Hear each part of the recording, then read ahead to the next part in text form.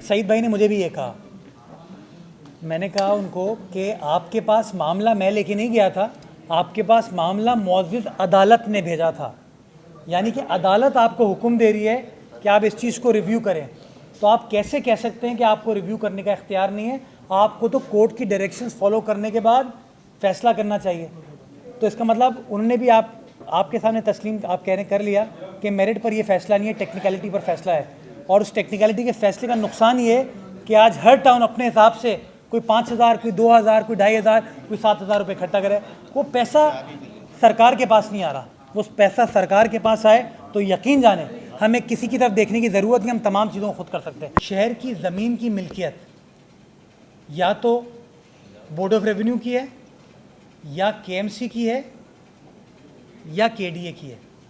किसी टाउन की कोई ज़मीन नहीं है। ये बात दुरुस्त है? कितने अफसोस की बात है कि ज़मीन हमारी है और टाउन उसके ऊपर चालान दे रहा है। ये गलत है। दूसरी चीज़ ये जो मुतनाज़ा फ़ैसला जिसकी मैंने अपील भी फ़ाइल की है, जो लोकल गवर्नमेंट कमीशन ने जारी किया, जिसमें एक टाउन को फ़ौक़ियत दे दी, मैंने उनके सामने यही बात कही थी कि अगर आप शहर को नहीं इकट्ठा करने देंगे और टाउन को इकट्ठा करने देंगे, शहर के अंदर केओस हो जाएगा और हर टाउन अपनी राजधानी समझ के काम करेगा। इस वक्त कुछ टाउन हैं जो 5,000 रुपये टैक्स ले रहे हैं, कुछ टाउन हैं जो 2,200 रुपये ले रहे हैं, कुछ टाउन हैं जो 500 रुपये टैक्स ले रहे हैं, कुछ टाउन हैं जो 750 रुपये टैक्स ले रहे हैं।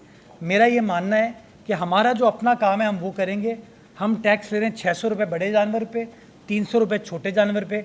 जो ज़मीन हमारी है उसकी एनओसी हम दे रहे हैं।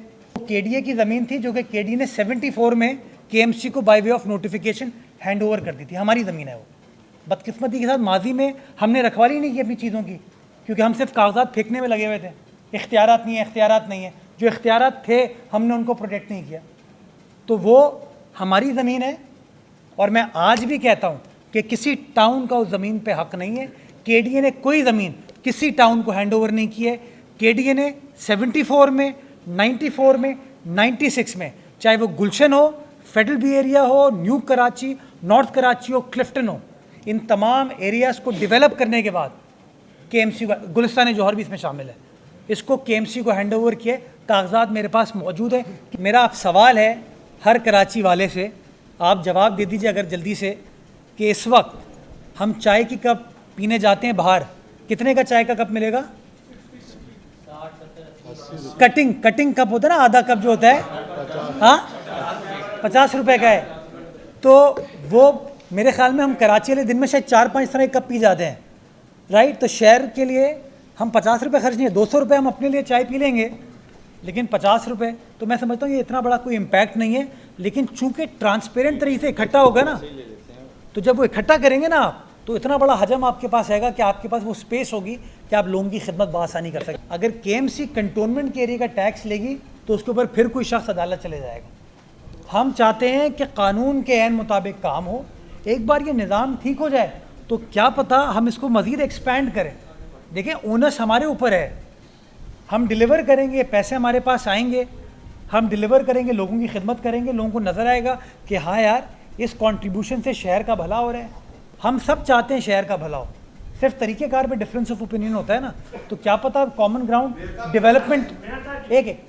डेवलपमेंट देख के वो कॉमन ग्राउंड मिल जाए। बल्दिया टाउन में 18 एकड़ हमारी ज़मीन है, उस पर शादी हॉल बने हुए हैं।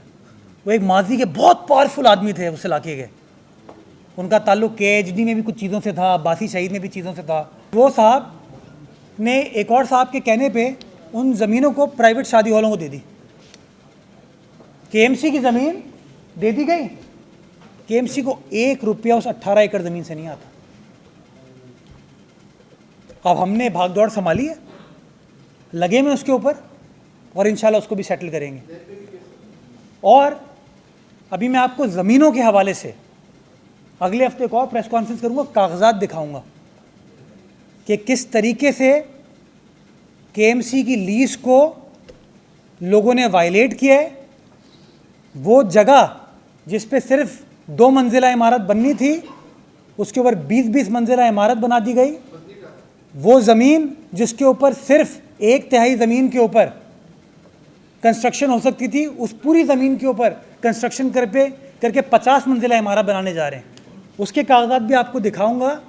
मेरा मानना है एक सोची समझी साजिश के तहत इस शहर के इदारों को चलने नहीं दिया गया। अगर वो मेरी प्रॉपर्टी पे 11 महीने की उनको इजाज़त मिली है रहने की, उस 11 महीने पे अगर वो 1 अरब रुपए खर्च कर देंगे, ज़मीन उनकी हो जाएगी? इतना मुश्किल है उस पर रहना, तो क्यों जा रहे हो? मैंने ज़बरदस्ती भेजा है उनको? मुझे बताओ यार, आप न्यू कराची में 16,000 रुपये साल का कुछ मिलता है? 16,000 रुपये क्या हुआ? 15,000 रुपये महीना। मुझे बताओ, कराची शहर में समंदर तो प्राइम प्रॉपर्टी है। कराची शहर में मुझे आप जाओ, लियारी में, न्यू कराची में, बल्दिया में, यूसुफ गोट में, किसी जगह आपको 15,000 रुपये महीने पे कोई प्रॉपर्टी मिलेगी? और यहाँ पे 100 गज प्राइम लैंड पे लोग बैठे हुए। यार, ज़कात खैरात देते वक्त, तनकीद करते वक्त आप लोग ऐसे आगे बढ़ बढ़ के चलते हो, लेकिन जब अपने वाजिबात पे करने होते तो कहते हो नहीं, KMC पैसे ज़्यादा चार्ज कर रहा है। यही KPT की ज़मीन है बराबर में, 2.5 लाख रुपए महीना किराया है, सैंडस्पिट वाली ज़मीन। और फ्रेंच बीच पे भी जाके आप लोग देखें। अगर उनके इल्ज़ामात दुरुस्त हैं, मैं समझता हूँ गलत है, और उस करप्शन के ख़िलाफ़ कार्रवाई होनी चाहिए, इसकी तहकीकात हो। मैं समझता हूँ लोकल गवर्नमेंट डिपार्टमेंट्स की तहकीकात कर ले। करप्शन नहीं होनी चाहिए, आवाम का पैसा आवाम के ऊपर लगना चाहिए।